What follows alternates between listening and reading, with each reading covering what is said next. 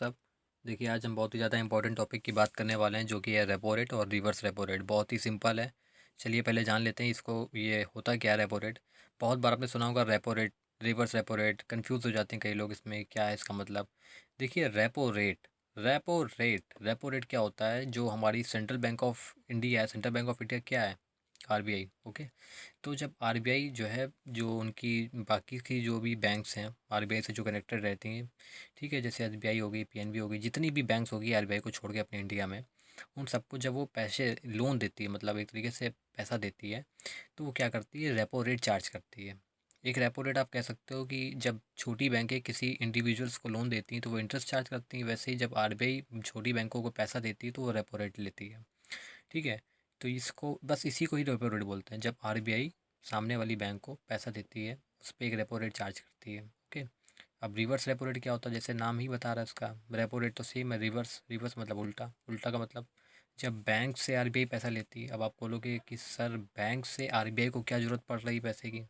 तो देखिए, ऐसा इसलिए होता है कि जब आरबीआई को पता चलता है, मतलब आरबीआई को जब ये एनालाइज होता है कि मार्केट में पैसा ज़्यादा है, तो वो क्या करती है कि अपना रुपया थोड़ा उसकी वैल्यू क्रिएट रहे। जैसे कि आप देखा होगा कि डॉलर का वैल्यू बढ़ता है या रुपया का वैल्यू घटता है, ऐसा होता है ना। तो वो ऐसा ना हो, ऐसी स्थिति ना हो सके।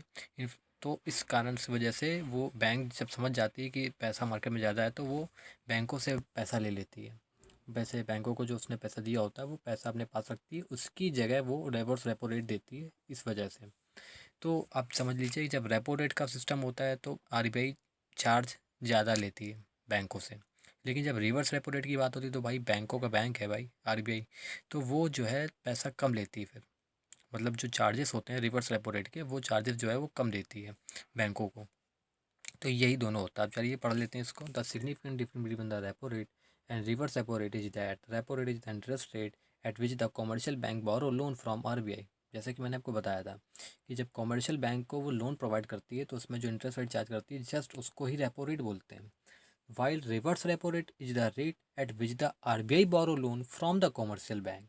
मैंने जैसे बताया कि जब आरबीआई कॉमर्शियल बैंकों से लोन लेती है, किसी भी बैंक से लेती है, तो उसमें वो रिवर्स रेपो रेट चार्ज करती है। The repo rate always higher than the reverse repo rate. Obvious सी बात है भाई, रेपो रेट तो ज़्यादा होगा ही, क्योंकि जब आरबीआई बैंक सामने वाले को पैसा दे रहा है तो ज़्यादा चार्ज करेगा ही।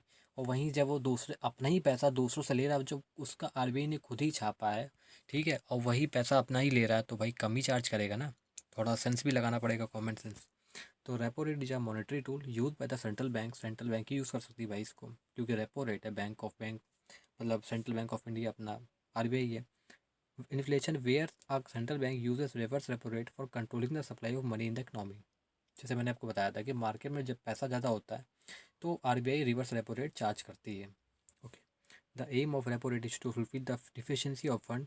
On the other hand the objective of reverse repo rate is to ensure the liquidity in the economy.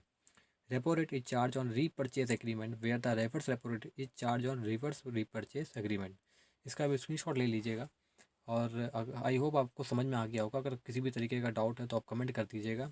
And हाँ, मैं आप लोगों को ये बताना चाहता हूँ कि आप में से किसी को भी जो भी टॉपिक समझ में नहीं आ रहा है उसको कमेंट कर दीजिए। ठीक है। तो तो अगर ज़्यादा लोगों ने वही सेम टॉपिक कमेंट किया होगा तो उस पर मैं एक पार्टिकुलर वीडियो बना दूंगा। ओके। और अगर ये वीडियो पसंद है तो लाइक करना और सब्सक्राइब कर लीजिए इस चैनल को, आगे ऐसी और भी वीडियोस आने वाली हैं। Thank you so much.